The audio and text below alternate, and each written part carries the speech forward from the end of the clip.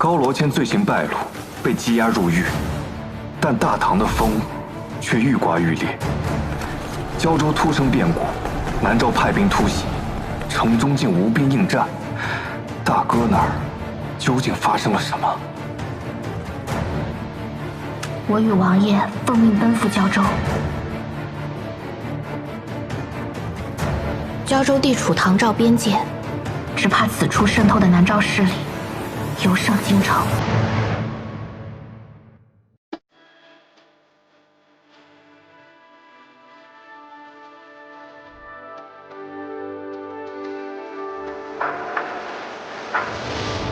路一段会告别的离场。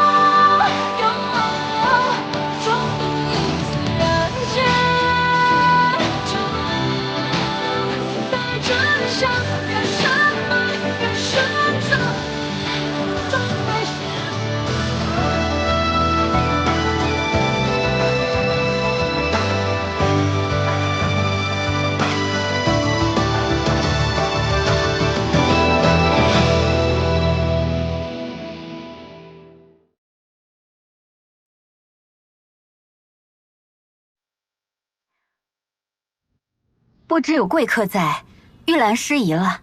贸然的打扰各位大人，是因为我四处找不见柳刺史，所以前来问问诸位，可有人见过他？柳世江不见了，何时的事？昨天夜里他回来喝了些酒，然后去找，然后便出了门，没再回来过。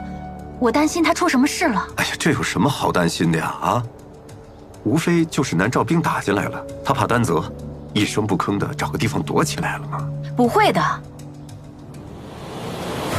大人确实不是什么勇毅之人，但也是辛劳赶回胶州的呀。韩长史，他毕竟是胶州的刺史，该不会是遭了南诏的暗算吧？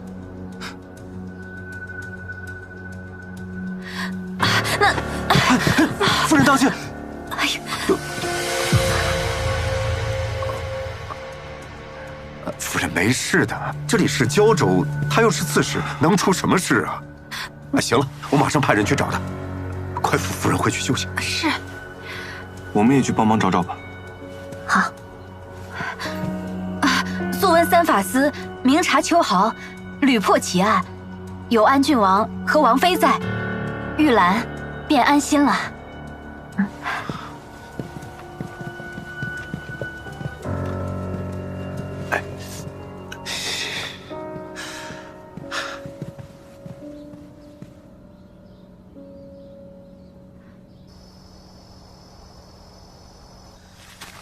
锦瑜，咱们为什么要单独找，不跟着韩季？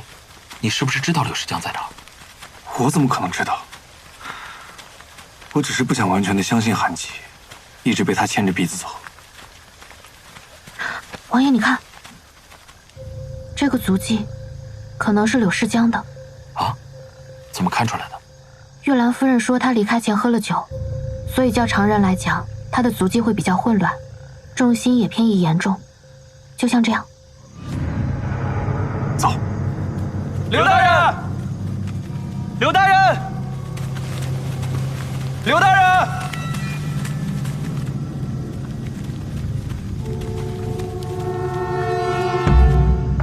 王爷，那边有情况。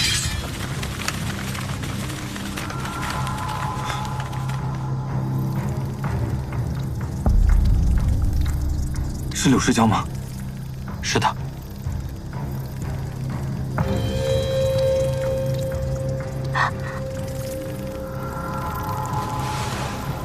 是虫子拼成的字。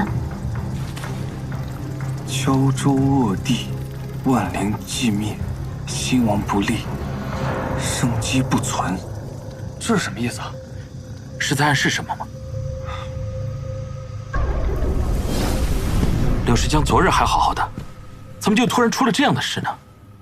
你最后一次见他是什么时候？是昨日晌午。我听说他回了胶州，就赶快回刺史府与他商议南诏战事。看见他和韩季在争执，他还一味推诿色责，最后还将责任推给我。他与韩季发生过争执？对，你莫不是怀疑他的死跟韩季有关？太古怪了。什么？我是在想，柳世江死得太古怪了。若说他是被害的，可尸体的周围没有任何争执的痕迹。若说他是自己倒下的，摔在竹笋上的，那他倒在地上的姿势也有点太过平静了吧？你是说，人走在路上若不慎跌倒，应该下意识会用四肢去撑向地面，对不对？没错。可我们看到的柳世江，就好像他从天上直挺挺的掉下来，遭了什么天谴似的。你是在想那虫子拼成的话？胶州恶地，万灵寂灭，兴亡不立，生机不存。听着就不像什么好话。是说胶州这片土地是不祥之地，土地上所有生灵都将灰飞烟灭。若是再不用力兴亡，将再无生机。这些虫子倒挺会爬，能爬出这般大逆不道之言。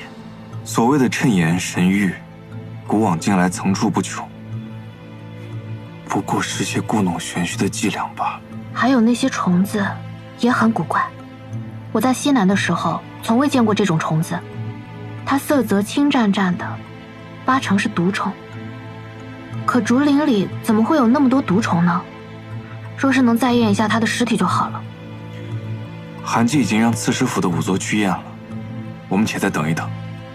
他那么积极，分明是不想让我们先动尸体。我觉得我们还得再回一趟竹林，总觉得有什么线索给落了。我们先去看看圣上那道手谕。外使在长安期间，边境无诏，不得出兵对外。我在京的时候，从未听陛下提过此事。我也没听过，柳刺史也是这么说。我仔细看过，这个字是圣上的字，印也是圣上的印。而且韩季当年在刑部，曾辨认过不少伪造的文书信函。如果这个手谕是假的，他能看不出来？都对，就没什么蹊跷。蹊跷，就蹊跷在完全一致。即便是同一棵树上，也不会有2片完全相同的叶子。即便是同一个人，10根手指的指纹也是完全不同的。你俩夫唱妇随的，说的到底是什么意思啊？意思是，就算一个人一辈子写出来的字也不可能完全一样，更何况在一张纸上，完全相同的2个字。你看那2个安字和外字，这丝毫不差。这就说明这份手谕是有人模仿陛下的字迹，临时临摹出来的。谁会伪造得如此逼真？兄长可还记得5两的案子？就是那个偷盗宫中财物、欺辱宫女的侍卫。当时还偷走了几幅陛下的字画，应该就是用在此处了。心思如此缜密，埋这么长的线，得赶紧通知锦衣，让他和内侍省还有惠妃娘娘一起肃清宫中的爪牙，然后再让他和陛下确认一下这份手谕的真假，确保万无一失。好。这份手谕是谁借的？韩季。韩季。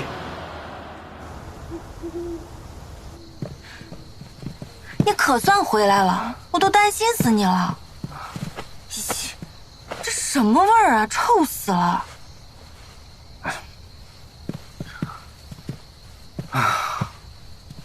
这个萧锦离呀，太阴险了！他居然跟山匪合作，把我的兵卡在了胶州。我得赶紧跟父王要人，把他们都救回来。你回来就好。右承安又在长安杀了不少大唐人，如今拍拍屁股走人了。大唐皇帝却扬言要我哥来替他顶罪。我在前线出生入死，大舅哥在大唐为南诏出谋划策，到头来，他想坐享其成，做梦！我得想想办法，赶紧拿下胶州，在父王面前扳回一城。我愿助夫君一臂之力。你能帮我什么呀？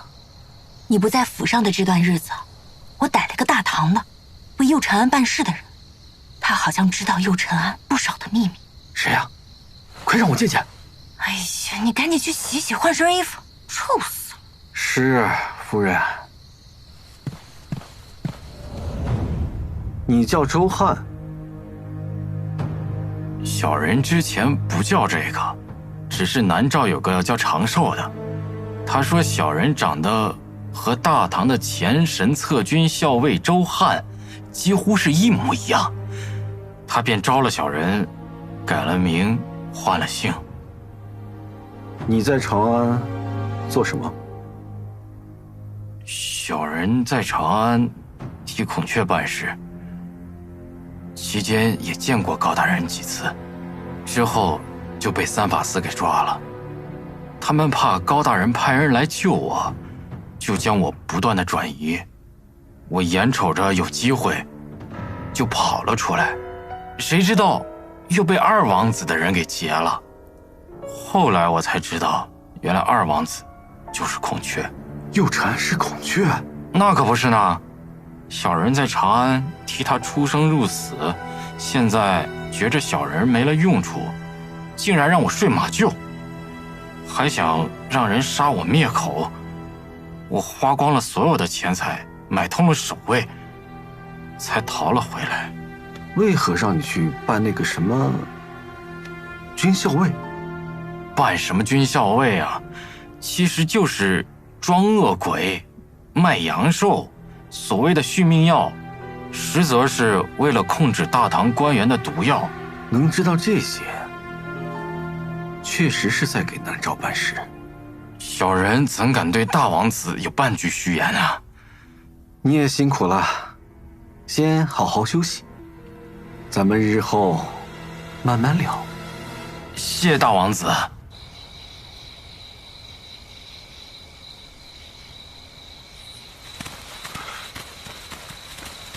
就是这儿。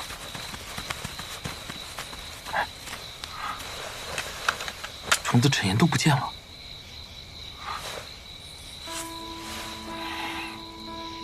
果然是香料。香料？应该是有人把会吸引毒虫的香料按照字迹撒在地上，毒虫循着香气聚拢成字，香料上的香味散了，毒虫也就随之散了。昨夜我还以为他们是被血腥气吸引来的，但是你们看，这些血迹上，反倒没有那些虫子聚拢的痕迹了。兴亡不立，生机不存。看来这南诏王还真是等不起。胶州城里有细作，周围没有任何打斗挣扎的痕迹，下手之人极有可能和柳氏江相熟。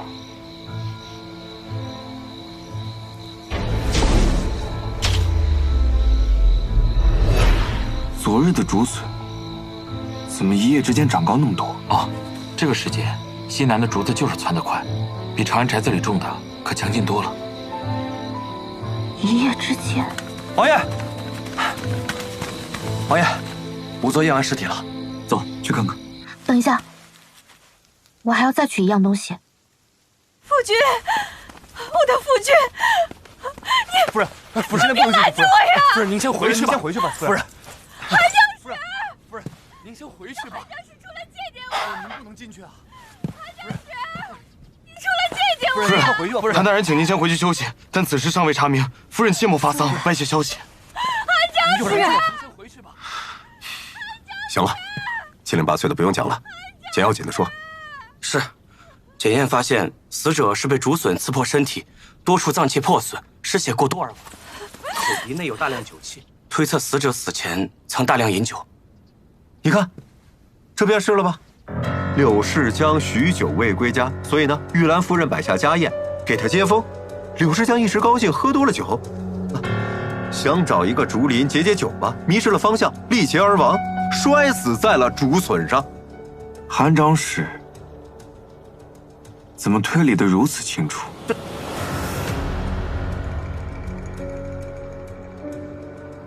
那是我见他浑身酒气，而且不仅是我，府上的人都看见了，对吧？你快接着讲。从尸身上看，并没有什么打斗挣扎的痕迹，也未有中毒迹象，所以很有可能是意外。还有什么？还有就是尸身周围曾出现过一具衬言。你放肆了啊！关门之内，哪有什么怪力乱神之说？是，小人知罪。兴许还有一种可能，拿进来吧。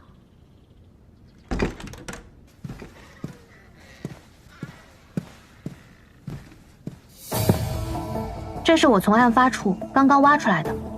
这根竹笋虽然未直接刺破柳刺史的身体，却浸在了血泊中，所以有一道很明显的血迹。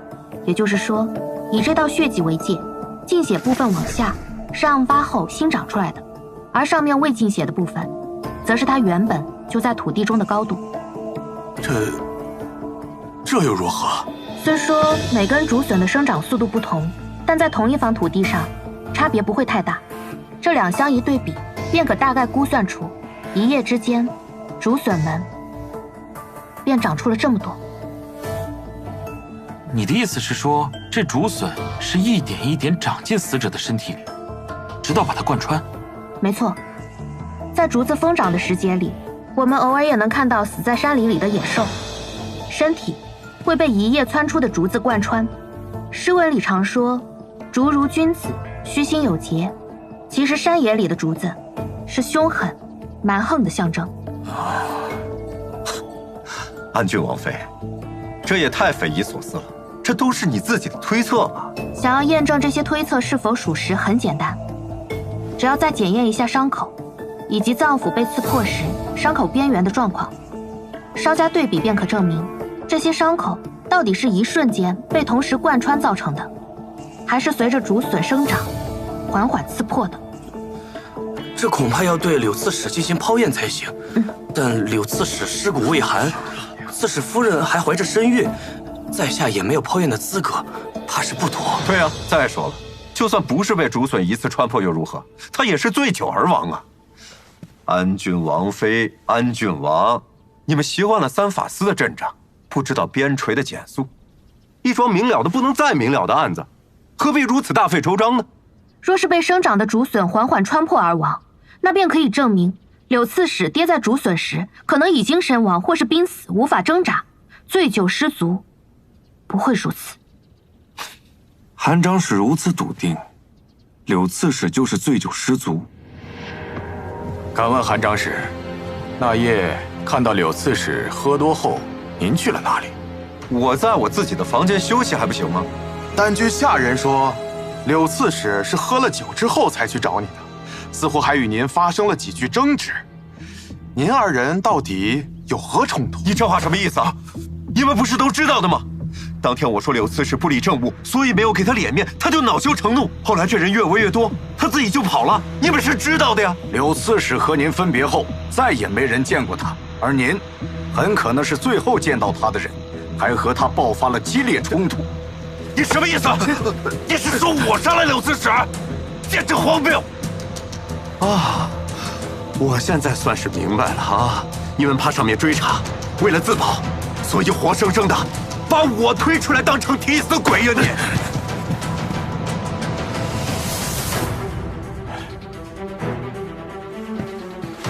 安郡王，柳刺史突遭横祸而亡，死因存疑。您既为御史，有权代掌胶州刺史之务，平息南诏之乱，调查刺史遇害真相，消除谶言引起的危机。请安郡王代掌刺史。主持大局。南诏对胶州虎视眈眈，柳刺史在此紧要关头死得蹊跷，引出暗指南诏的谶言，绝非小案。我身为御史，领皇命前来，该当此重任，解胶州的困局。谢安郡王。还有劳韩长史，暂时回避柳刺史的案子，不得擅自离开刺史府，配合调查。夫人为老爷准备了酒菜接风洗尘，老爷小酌了片刻后，便醉醺醺地出了门，去寻韩长史了。柳刺史出门前神色如何？哦，挺好的。老爷去时，小的没见着。他跟韩长史吵架时，小的正掌灯在府中各处巡查，正好赶上。都说了什么？狗贼！别以为我不在府上，这刺史府就是你的了！别上手啊！这里面有误会，外国愚昧妄为人，你还敢说？也没多说什么，因这府中的人越聚越多，老爷大抵不想闹得人尽皆知，便住了口。滚！滚！滚！滚！你还要撒谎吗？柳刺史把夫人视作心头肉，想必也是待你不薄吧？起来说话。你放心，我们只是想还柳刺史一个公道，你只需要把知道的告诉我们。若是夫人知道我多嘴，定会责骂于我。本王向你保证，今天出了这个门，不会有其他人知道你向我们说了什么。起初，老爷见到夫人很是开心，后来不知道两人在屋内说了些什么，就听见老爷大声质问夫人为何不早告诉他，还骂了句畜生。然后老爷便怒气冲冲地摔门而去，直奔韩长史房间。夫人担心老爷，便让我跟了出去。柳刺史对夫人这么好，他怀着身孕还发了这么大的脾气，一定是什么始料未及的事，才让他都顾不得孩子了。韩季不会是因为官职大小，便向对方低头的人。他如此心虚，绝非是因为政务相争。柳氏江见围观者众多就住了口，肯定是不想将隐秘宣之于众。能让柳氏江愤怒至此，又强忍不发，令玉兰夫人不敢公开，又让韩季畏手畏脚的，一定是什么难以启齿的事情。哎，我听说，玉兰夫人这一胎是柳刺史离开之后才整出的。那柳氏江和韩季的矛盾也就有了合理性。看来这玉兰夫人和韩季有特殊的关系。只是事关玉兰夫人和王者的名誉，咱们还得有明确的证据才行。真要剖验呐？可有过剖验经验的仵作，恐怕要到临近州府去请了。公函一去一回，少说也要3、5日啊！如今天气湿热，尸身怕是要腐坏呀！哎呀，安郡王妃有剖验经验，她是御赐仵作。至于文书，三法司事后自会奉上。这无论如何也要先问问夫人的意见才好啊！哎呀，不可不可！夫人身子不便，已伤痛欲绝，再提此事，不妥不妥。和柳刺史一案关系重大，还牵扯到韩长史，不能不速断呀。胶州之急迫在眉睫，事后若要追究，本王一律承担。柳刺史腹腔有多处贯穿伤，看出血情况，应该有多处脏腑破裂，不能再耽搁了。待剖验后，我会尽力把尸体恢复如初，请各位信我。悉听安郡王妃安排。多亏王妃及时发现竹笋上的蹊跷，不然小人怕是要犯下大错了。这也不能怪你，你没有去过案发现场，没见过死者被发现时的样子，也没有听王爷分析过这宗案子的看法，只是单凭一具干干净净的尸体，能验出这些已经算尽责了。这也是为什么三法司一直严格要求，各州府呈送来的命案，必须由2名不同的仵作先后进行初验与复验，2次检验结果没有矛盾之处，才能算数。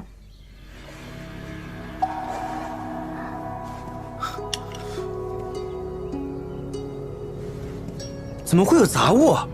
小人牢记检验条例，验尸前已将屋内彻底打扫了一番，以免产生干扰。可这应当不是你的疏漏。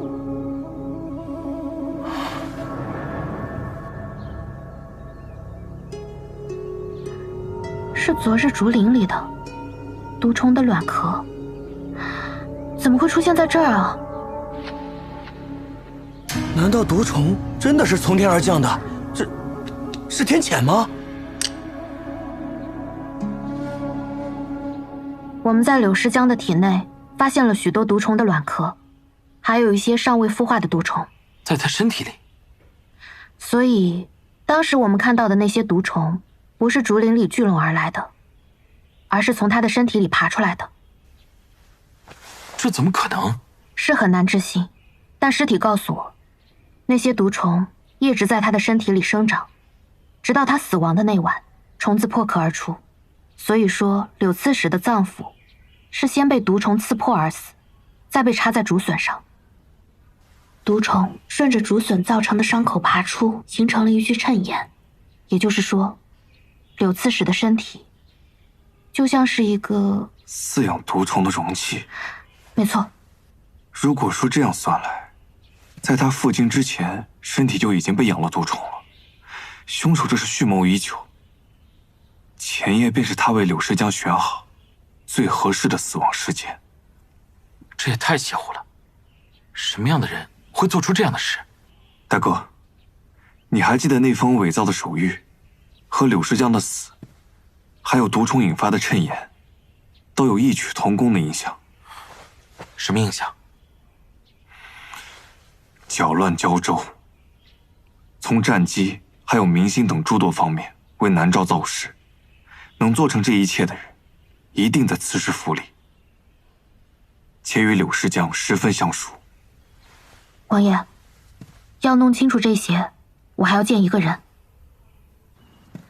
夫人，安郡王妃来了。她又来做什么？夫人与她没什么可说的。只怕昨日验了老爷有结果了，这无论如何也是要见见的。请进来吧。是。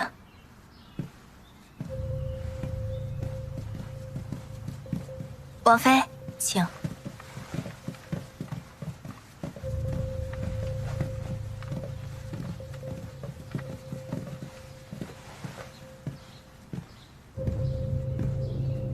见过安郡王妃。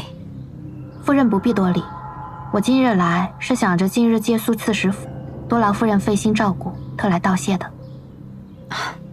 王妃不必客气，只盼早日查清案件，也好告慰老爷在天之灵。我特别理解您此刻的心情，不得已剖验柳刺史的尸体，实在是抱歉。思来想去，我跟王爷特意去玉器行，选了一对簪花子母镯，想要赠与您和腹中的宝宝，愿您母子安康，此生顺遂。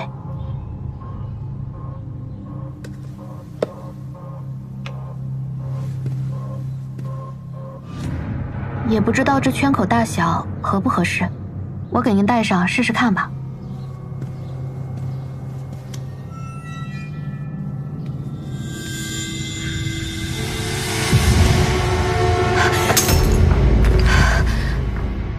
谢谢王妃好意，只是今日心绪不佳，无法招待王妃，还请先回吧。对不起，夫人，我平日不怎么戴首饰，这才失了手。改日我再去寻更好的，来给夫人赔罪。送客。是，王妃请吧。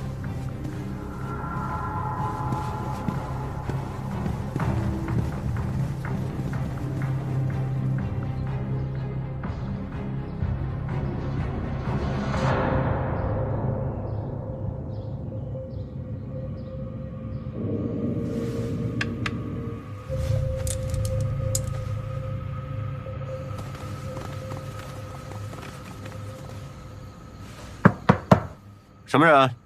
韩长史，睡了吗？睡了。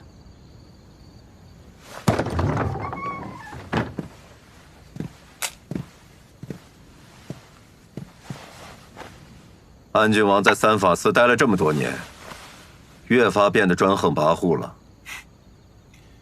柳刺史的案子有了进展，韩长史不关心，这是好事啊！你们去抓罪犯就好了，何必告知于我？还是说，你们找不到真凶，又怀疑到我身上了？韩长史别急，柳刺史的身体已经把凶手告诉我们了。那夜，凶手趁柳刺史喝多了酒，把他引去了竹林，趁他醉得不省人事的时候，将他俯面朝下，手脚张开，捆绑在了周围的竹子上。那时，柳刺史的脏腑已经被体内的毒虫咬破了。其实人已经没了声息，所以毫无挣扎的痕迹，便能如凶手所愿，手脚呈大张的模样，死于竹笋的刺穿。以竹笋的长势来估算时辰，一夜之间足够刺穿他的身体。且在凶手的摆放下，竹笋造成的伤口刚巧盖过了虫子噬咬的伤口，所以最初刺史府的仵作在检验时并未察觉异常。而在一夜之间，凶手有足够的时间收走了绳索，抹除人为的痕迹。凶手之所以用这么麻烦的方式去杀人，也是为了能让那些毒虫引出那些骇人听闻的谶言。我早就听说安郡王妃喜欢听传奇故事，没想到这讲起故事来也这么与众不同，把这毒虫放到别人的身体里，太高抬我韩某了吧？楚楚说的不是你，那是谁？想要将毒虫在适宜的地方释放，形成那句谶言，需要精准地控制柳刺史回到胶州，催发幼熟毒虫的时间。谁最了解柳刺史的时间？或者说，谁能控制他的行程？你是说，是传书急催柳刺史回胶州，为他准备了生前最后一道饭菜的。荒谬！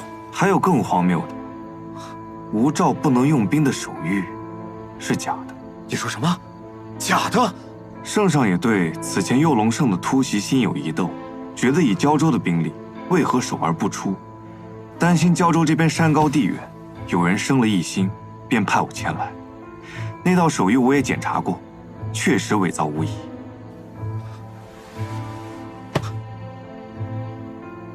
这不可能啊！这手谕……但我相信韩长史。圣上说，调你来胶州，名为左迁，实有重任。圣上深知柳世江的脾性，所以派你过来监察胶州所有事务，以防边境有乱。而胶州却畏罪不报，铸成大祸。圣上连这种话都跟你说了？圣上同我说这些，是因为胶州之乱已如鲠在喉，需要所有胶州官员戮力同心，才能度过此劫。没错，我来胶州之后，发现柳世江利用职务之便，为南诏商人在胶州经营大行便利。本来两地做生意也不是一件坏事，可是后来我发现柳世江管理松懈，其中大有隐患。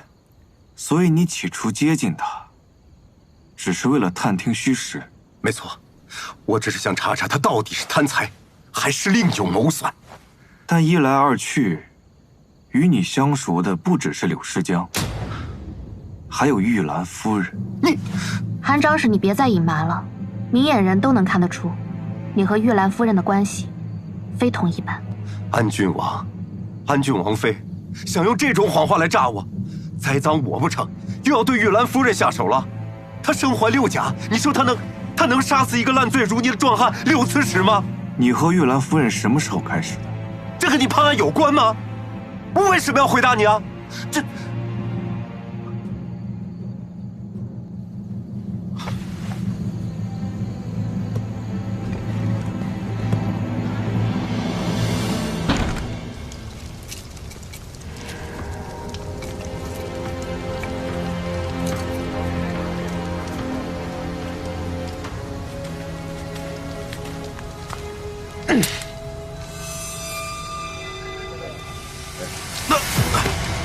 有点疼。我的肚子，我的肚子要破了！疼啊！怎么了？救我！怎么了？这是什么呀？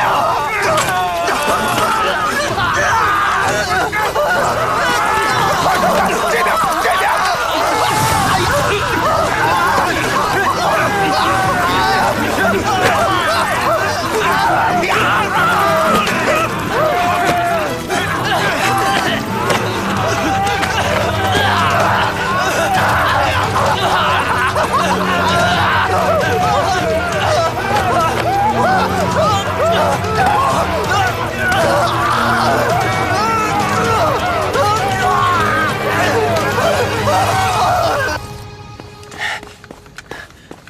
王爷，进来。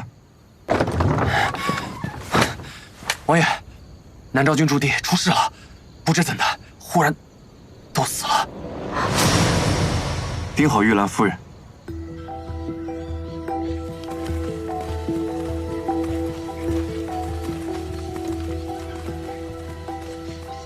发现这些人突然死亡，我怕有什么蹊跷，又担心毒虫野兽毁坏尸体，干扰你们调查，就用篝火把他们都围了起来。他们死之前，没人靠近过吗？没有，我把他们围得严严实实，除了之前故意放走的大王子，再没有进出过一个人。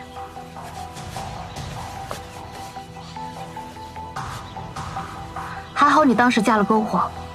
怎么了？这个香囊里有当时竹林里吸引毒虫100字的那种香。难道他们也是被毒虫咬死的？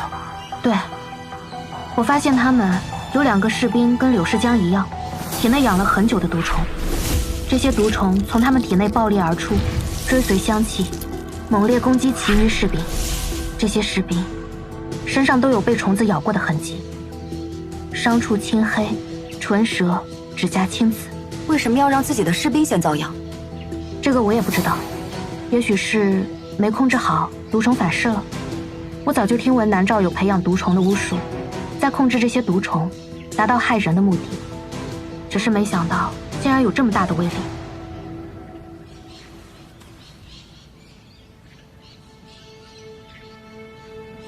野心、权力，就那么重要吗？这些都是一条条人命啊！古来战争，权力倾轧，胜利者脚下，永远都是士兵和百姓的累累白骨。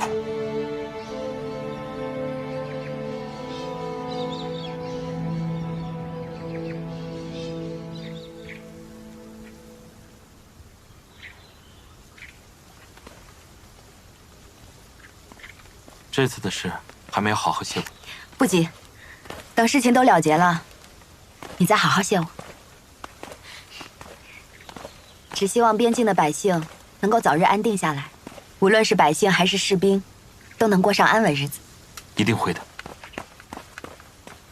当家的，阿果和这些婆婆不见了，寨子里又丢人了。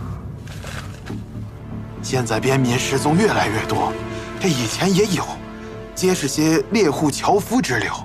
可近半年来，失踪的百姓越来越多，男女老少皆有啊。最近寨子里断断续续总是有人走丢，四下派人找了，但是都没有下落。这几天咱们光顾着堵这帮南诏人，根本没顾得上寨子。据留守的弟兄来说，阿果和春喜婆婆5日前便下山去买日用，就再也没回来。大东家放心，我会扶好婆婆的。一个小的，一个老的，能去哪儿？是不是被拐了，或者被南诏人抓走了？别急，我会刺师傅跟锦衣说一声，派些兵跟你们的人一起找。好。看来失踪人口不光限于苦力，而是另有所图。猎户樵夫之流失踪于山野之间是常事，很难引起大范围的关注。背后之人，便是要借着大家的习以为常，掩盖百姓失踪之事。如此小心谨慎，男女无一遗漏，能是为了什么呢？